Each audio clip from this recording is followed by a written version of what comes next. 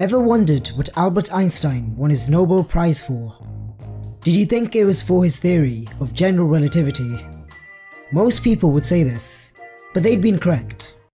In fact, his prize was awarded because he proposed an excellent answer to the following question. What is light? Is it a wave or a particle? What you probably learnt in high school is that light is an electromagnetic wave. This wave is transverse, meaning that the oscillations of the wave are perpendicular to the direction of the energy transfer. It has an amplitude and a wavelength.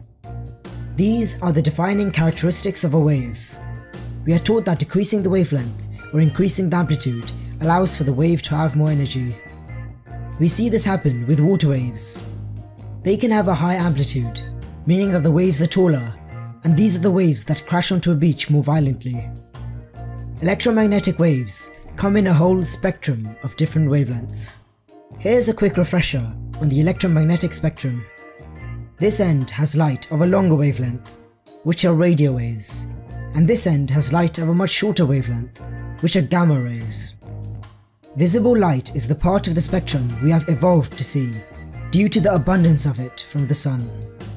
It sits in the middle of the spectrum, with red light having a longer wavelength than blue or violet light. Now, let's carry this information forward to examine something that Heinrich Hertz observed in the late 19th century. When ultraviolet light was shone on some metals, they would emit electrons. These escaped electrons are referred to as photoelectrons. When placed in a vacuum, this emission can be observed as the circuit is completed, because electrons can reach the anode and current can flow. However, when he tried this with blue light, or red light, or microwaves, it wouldn't work. How could this be possible? The first thing that may come to your mind is that the light is carrying energy, and upon contact with a metal, this energy is applied to the electrons around the metal nuclei. When the electrons receive enough energy, they can overcome the electrostatic attraction of the positive nucleus and escape. You may have realized that all the EM waves that I mentioned before have longer wavelengths than UV light, so they carry less energy. So obviously this effect should not occur when we are shining lower energy light onto the metals. What's so surprising about this result? Well, under the classical description of light as a transverse wave, we realize that the intensity of such a wave is proportional to its amplitude squared.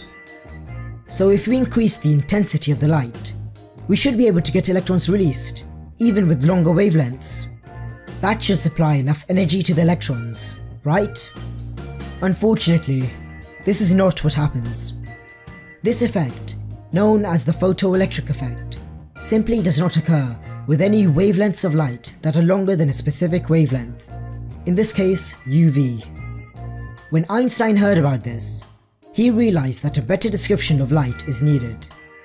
Because if the classical description of light as a wave was true, then turning up the intensity of red light should allow for the photoelectric effect to happen. But it doesn't. Einstein might have been inspired by Newton's view of light as tiny particles called corpuscles when he wrote his 1905 paper. He showed that the photoelectric effect can be explained if we say that light is composed of a fundamental particle known as a photon. These photons can come in different flavors, all sharing the same properties, such as being massless, but differing in one important aspect: their energy.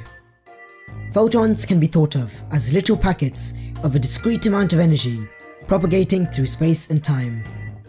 A photon has an amount of energy proportional to the frequency of the light. This can be formed into an equation where the proportionality constant K is actually Planck's constant, a very, very tiny number. So, higher frequency light, such as UV, is composed of photons of higher energy. Increasing the intensity of the light is like increasing the amount of photons that you are emitting. It doesn't change the amount of energy on the individual photons. As seen here, we have photons of value 3 and photons of value 5. We have more of the value 3 photons, so in total we are transmitting more energy if we decide to use this group of photons.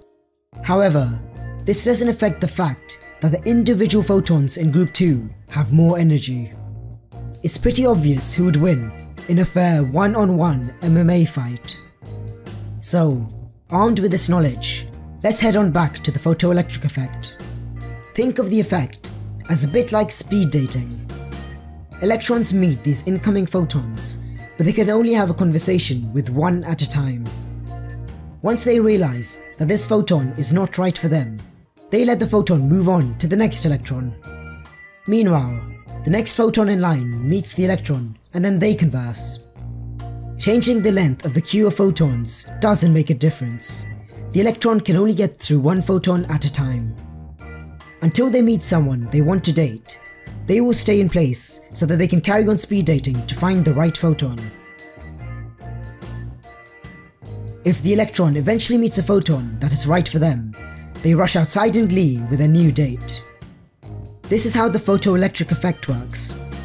An electron can only absorb energy from photons in a one-to-one relationship, and if the energy it absorbed isn't enough to make it jump to a higher energy level or escape the atom, it releases the energy back as a photon. Increasing the amount of photons by changing the intensity of the light doesn't make a difference.